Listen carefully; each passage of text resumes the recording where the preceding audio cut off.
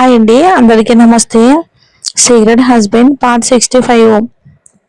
సిద్ధార్థ్ మంచి ఆరోగ్యంగా బలంగా ఉన్నాడు. అతను భాస్కర్ చేతిని ఎంత గట్టిగా పట్టుకున్నాడు అంటే నొప్పితో భాస్కర్ దాదాపు కెవ్వు మనంత పని అయింది. సిద్ధార్థ్ పట్టు నుండి విడిపించుకోవడానికి భాస్కర్ గింజుకుంటూ కోపంతో వణుకుతున్న గొంతుతో, ఎవర్రా నువ్వు, నీ పని నువ్వు చూసుకోకుండా అని అన్నాడు. భాస్కర్ తన మాట పూర్తి చేయకముందే సిద్ధార్థ్ అతని చేతిని విరిచేశాడు. కరక్ మన్న విరిగిన శబ్దానికి భాస్కర్ నొప్పితో గట్టిగా అరిచాడు. ఆ నీకు పిచ్చి పట్టిందా? అసలేం జరుగుతుందో అర్థం చేసుకోవడానికి భాస్కర్ కు ఒక క్షణం పట్టింది. ఆ తర్వాత నొప్పితో విలవిల్లాడుతూ అరుస్తూ నేల మీద కుప్పకూలిపోయాడు. సిద్ధార్థ్ తన పట్టును విడిచిన తర్వాత తన హెల్పర్ ఇచ్చిన టిష్యూని ప్రశాంతంగా తీసుకున్నాడు. భాస్కర్ ని మాత్రం పట్టించుకోకుండా తన చూపులన్నీ పల్లవి మీదనే నిలిపి నిర్లక్ష్యంగా చేతులు తుడుచుకున్నాడు. కానీ ఎందుకో సిద్ధార్థ్ నుండి వెలువడుతున్న తేజస్సు ముందు భాస్కర్ అణిగిపోయినట్టు అనిపించింది. భాస్కర్ ఎప్పుడు రాహుల్ ని ప్రత్యక్షంగా చూడనప్పటికీ సిద్ధార్థ్ అందమైన రూపం, అతను వచ్చిన విలాసవంతమైన కారును బట్టి ఇతను పల్లవికి సంబంధించిన మనిషి అయి ఉంటాడని భావించాడు. తను గాయపడిన చేతిని పట్టుకుని ఆ పరిస్థితిని తనకు అనుకూలంగా మార్చుకోవాలి అని నిర్ణయించుకున్నాడు. నువ్వు పల్లవితో ఉన్న వ్యక్తేనా? నేను తన మామయ్యని. ఈ రోజు నువ్వు తనని కాపాడాలి అనుకుంటే నా గాయాలకు చికిత్స ఖర్చు కింద ₹1,00,00,000 ఇవ్వాలి. స్పష్టంగా వాళ్ళని బెదిరించాలి అనేది అతని ఉద్దేశం. ఇంకా గందరగోళంలోనే ఉన్న పల్లవి సిద్ధార్థ్ని చూసి రాహుల్ అని పొరపాటు పడి దాదాపు ఏడ్చేసినంత పనిచేసింది. కానీ దగ్గరగా చూశాక వాళ్ళిద్దరి మధ్య కేవలం కొద్దిపాటి పోలికలు మాత్రమే ఉన్నాయని గ్రహించింది. సిద్ధార్థ్ కళ్ళు మృదువుగా ఉన్నాయి. అది అతని అందమైన స్వభావానికి పూర్తిగా భిన్నంగా ఉంది. బహుశా రాహుల్ కంటే కొంచెం పెద్దవాడు కావడం వలన అతని కళ్ళల్లో జీవితపు అనుభవాల బరువు కనిపించింది. భాస్కర్ పట్టు వదలకుండా, మీరిద్దరు ఇంకా పెళ్లి చేసుకోకపోయి ఉండొచ్చు, కానీ నేను తన మామయ్యని. నా మీద చేయి వేయటానికి నీకెంత ధైర్యం అని అరిచాడు. భాస్కర్ ఇంత సిగ్గు లేకుండా ప్రవర్తించి వాళ్ళను బెదిరించడం చేస్తాడని పల్లవి ఊహించలేదు.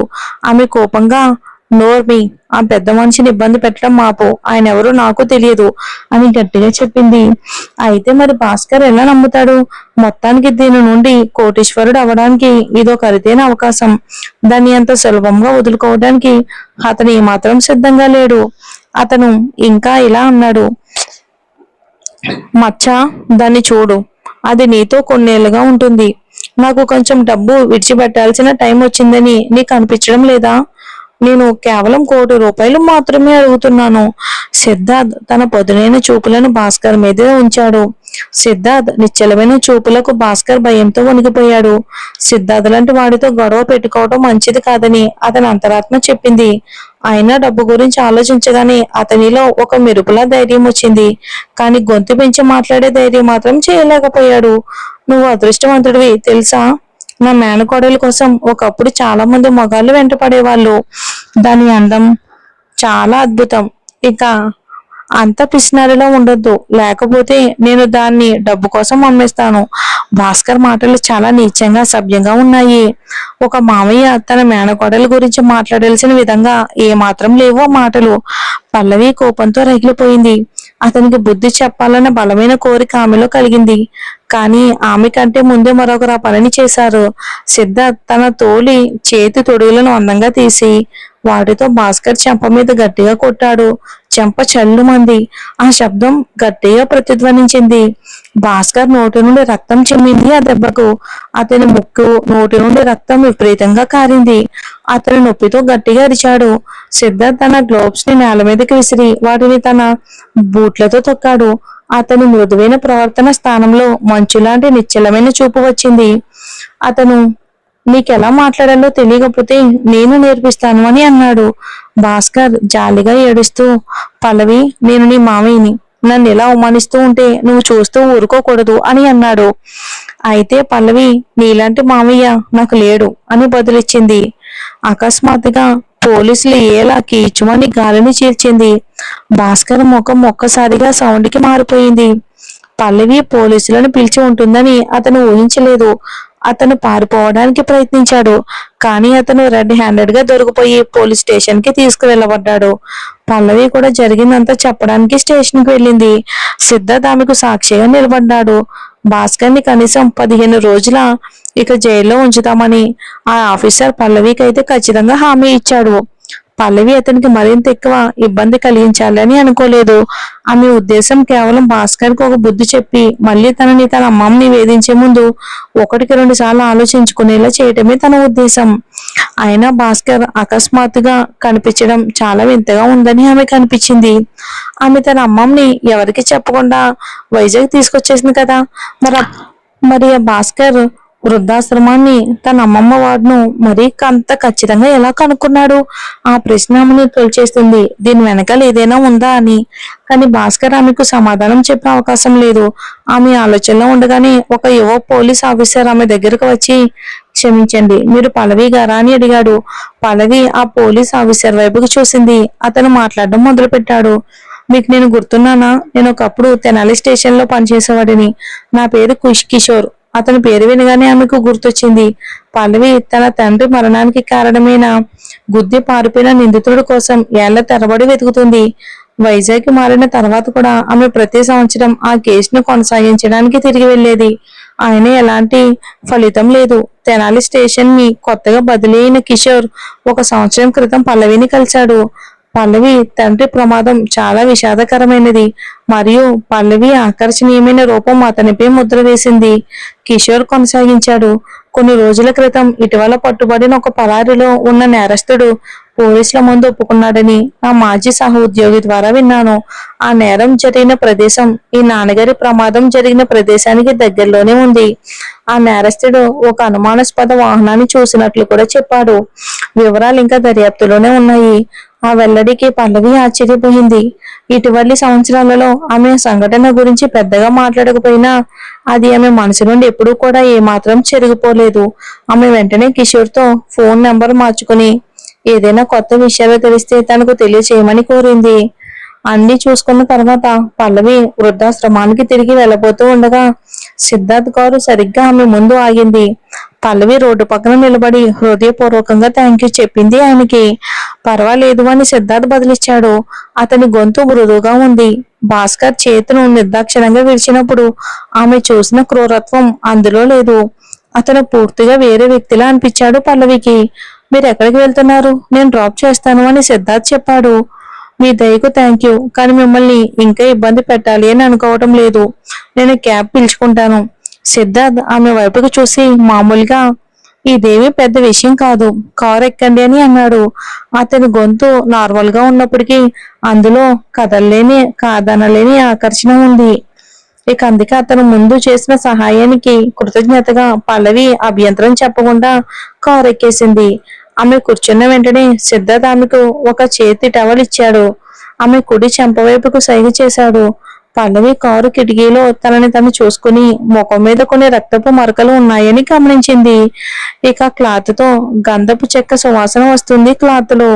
ఇది చాలా అందంగా ఉంది.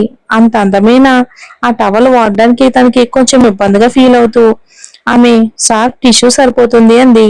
పర్వాలేదు, అది వాడు, దాని పని అయిపోయాక పాడేయండి. ఆయన అలాంటివి వాడడం సరికాదని భావించి పల్లవి దాన్ని సిద్ధార్థ్కి తిరిగి ఇచ్చేసింది. ఆ క్షణం పల్లవిని పరిశీలనగా చూసిన తర్వాత సిద్ధార్థ్ ఆ టవల్ని వెనక్కి తీసుకుని ఆమెకు ఒక టిష్యూ ఇచ్చాడు. ఆ తర్వాత సిద్ధార్థ్ కొంచెం అలసిపోయినట్టు కనిపించాడు. అతను కళ్ళు మూసుకుని మరో మాట మాట్లాడలేదు.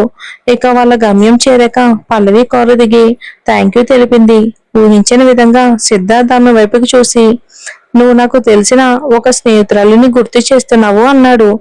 అది పాత చింతకాయ పచ్చడి లాంటిదని పల్లవి అనుకుంది. బహుశా తర్వాత తన ఫోన్ నెంబర్ అడుగుతాడేమోనని కూడా ఊహించింది సిద్ధార్థ్. ఆమె అప్పటికే మర్యాదగా తిరస్కరించడానికి ఒక సమాధానం కూడా సిద్ధం చేసేసుకుంది సిద్ధార్థ్కి. కానీ ఆమె ఆశ్చర్యానికి సిద్ధార్థ్ ఏమీ అనలేదు.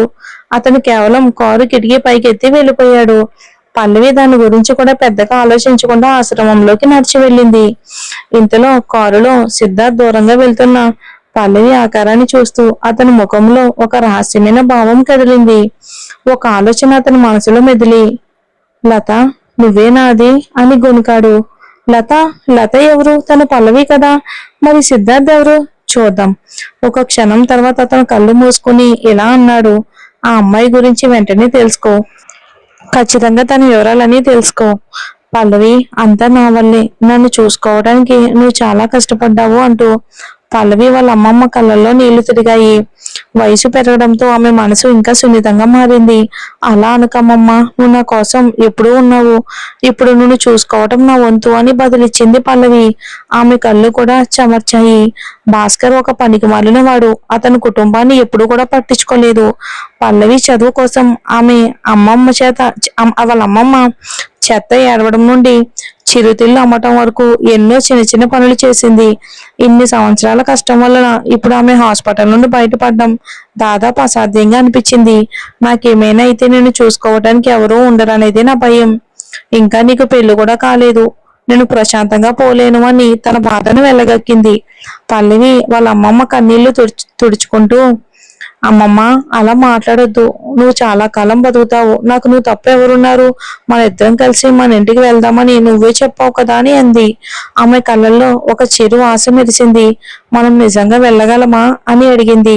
ఖచ్చితంగా, భాస్కర్ దాన్ని అమ్మేసినా అది ఇంకా ఖాళీగానే ఉంది, నేను దాన్ని అద్దెకి తీసుకున్నాను, డబ్బు రాగానే కొనేస్తాను అని పల్లవి హామీ ఇచ్చింది. పల్లవి వాళ్ళ అమ్మమ్మ ఆనందంగా పల్లవి చేతులు పట్టుకుని, మంచిది తల్లి, చాలా సంతోషం అంది. ఆమె కాసేపు ఇక ఆలోచించి, పల్లవి, ఈ రోజు చూసేదాకా నేను బతుకుతానో లేదో అని నాకే తెలీదు.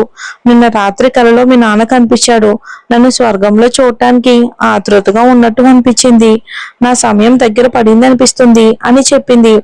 పల్లవి ఎంత ఆపుకుందాం అనుకున్నా కన్నీళ్ళు ఆగలేదు. పల్లవి వాళ్ళ అమ్మమ్మ ఆమెకు తాళం కప్పు ఆకారంలో ఉన్న తాయెత్తు ఉన్న ఒక ఎర్రటి కాగితపు సంచినిచ్చింది. నువ్వు చిన్నపిల్లగా ఉన్నప్పుడు ఇది నీ దగ్గర ఉండేది, నీ దగ్గర ఉంచుకో, ఇది నిన్ను జీవితాంతం చల్లగా చూడాలి తల్లి.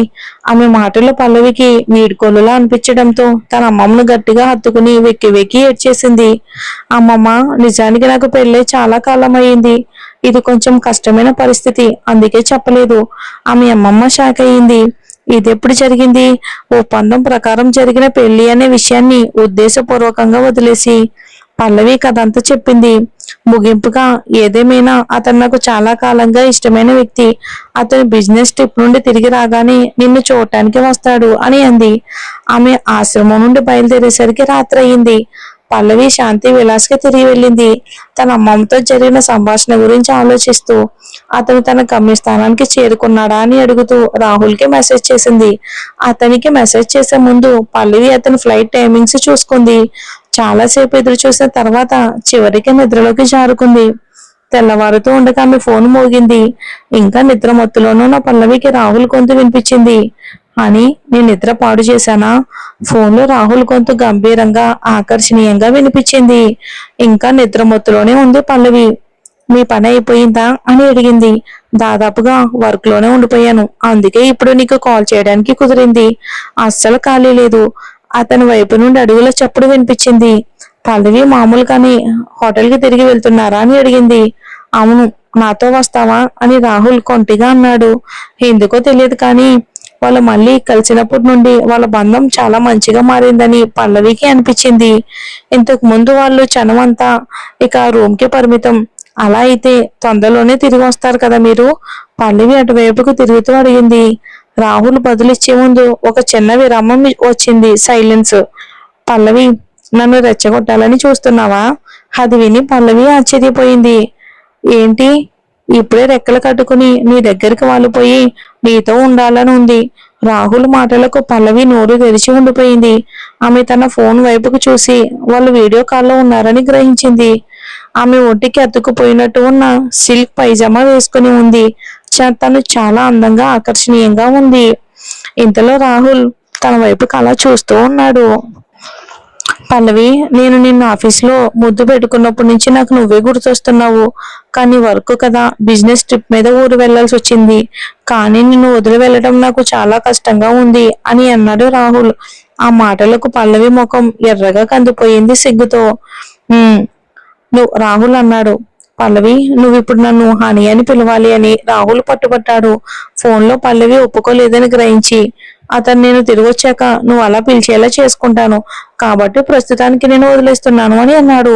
పల్లవి ఆ రోజు జరిగిన సంఘటనల గురించి చెప్పబోతూ ఉండగా హోటల్ డోర్ బెల్ మోగటంతో వాళ్ళ సంభాషణకు అంతరాయం కలిగింది. రాహుల్ తలుపు దగ్గరికి వెళ్లి బయట ఉన్న వారితో విదేశీ భాషలో మాట్లాడ్డాడు. అతను గొంతు మారి గంభీరంగా అయింది.